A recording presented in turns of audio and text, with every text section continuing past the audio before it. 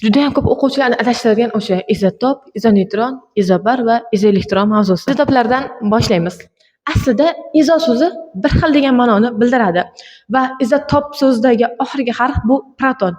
Biz buni protonlar deb eslab qolamiz. Ya'ni izotoplarda bir xil protonlar bo'lishi kerak. Protonlar soni esa elementning tartib raqamiga teng edi. Demak, izotoplarda aynan protonlar soni bir xil bo'lishi shart.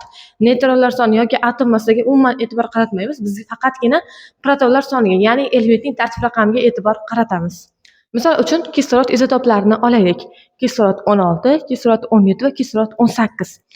Barchasida protonlar soni bir xil, ya'ni 8 ga teng. Lekin ularning atom massalari turlicha va shu bilan birga neytronlari ham har xil bo'ladi. Va ular bir-biriga o'zaro izotop hisoblanadi. Izotoplarni yana ham soddaroq tilda tushuntirsam, bu bitta element, faqat o'sha bitta elementni bir necha xil massasi bor. Misol uchun temir 56, temir 55 yoki temir 57. Hammasi temir elementi, lekin faqat massalari har xil. Mana shu izotop. Video foydali bo'lgan bo'lsa, like bosing, obuna bo'lishni unutmang.